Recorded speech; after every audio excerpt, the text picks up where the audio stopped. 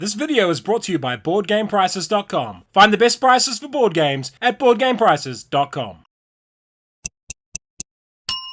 Kia ora koutou and welcome to Wingspan in about 3 minutes. It is a game for 1 to 5 players. It has a solo mode using automa cards. Playing time is around an hour. It's a moderately complex game. You are an avid bird watcher keen to spot the birds of North America and their habitats. So build your hides, grab your binoculars, and get your notepads ready. Will you be the greatest ornithologist who sees and documents the widest variety of birds? Or will you spend your days staring at the same 3 mallards over and over again? You win if at the end of 4 rounds you have the most points. Points come from many sources including birds, eggs, public and secret objectives. Just look for this symbol. Competitive. Only one player can be the greatest birdwatcher. Engine building. Placing the right birds in the right places can trigger powerful effects. Player turn. At the start of the game, decide if you will be playing friendly objectives or competitive ones. Then randomly assign 4 objective markers. You will score 1 of these each turn. Then collect the player board, 2 secret objectives, 5 bird cards, and 1 of each food type. Keep 1 objective card and any number of birds, paying 1 food per bird you keep. You start with 8 action cubes. As you will use 1 each turn for scoring, each new turn will have 1 less action. There are 4 actions in Wingspan: play birds, get food, lay eggs, and draw bird cards. To play a bird, place an action cube and then place the bird card, and pay the food cost shown at the top. It must also match the environment you are playing it in. Placing birds in any row other than the leftmost one requires you to spend eggs as well. Take the food action to get more food. Place a cube and gain the amount of food shown from the bird feeder by taking a die matching the type you want. If you have birds on an action, you get improved benefits. In this case, 2 food. Not only that, as your action cube moves left, you get to take the brown actions on your birds. In this case, you can gain 1 grain from the bird feeder and keep it or cache it. Cached food is worth victory points. If the bird feeder runs out, restock it. The lay eggs action allows you to place eggs on any birds up to their egg limit. Eggs are also worth victory points. And finally, the draw bird cards action allows you to get more cards, either from the 3 face-up cards or a random one from the deck. Some actions allow you to spend resources for extra effects. For example, spending an egg to draw a second card here. More birds on a row means more powerful effects and more brown abilities activate. Keep playing until 4 rounds are over. Why would you like this game? The obvious thing to call about this game is its wonderful production values. Every component, including the eggs and tokens, is exceptionally well made. The game is really easy to teach as it only has 4 core actions, and the theme is exceptionally family friendly. It's also a game with very little negative interaction between players. There's a ridiculous number of bird cards in the game. Some activate on others' turns, some give bonuses when played, while others can stockpile other cards and resources on them for endgame points. But the art on the cards, the factual information they contain, and how that is all gamified elevates the game's presentation to the next level. The best thing about this game is when you build a good chain of birds and can activate all their effects. However, you have less control over what birds you can play than you might think. Finding good combos almost happens by accident when you fortunately draw the right cards, as there are only 3 face-up cards to choose from and card draws are limited. The secret objectives are also quite hard to get a good return on due to the limited number of birds you draw in the game. And finally, the game's end can sometimes be anticlimactic, as players alternate taking the lay eggs action to maximize victory points on that last turn. For another easy to teach, family friendly game from the same publisher, check out Viticulture. And for a deeper and more complex card based engine builder, try Terraforming Mars. Wingspan needs more Kereru.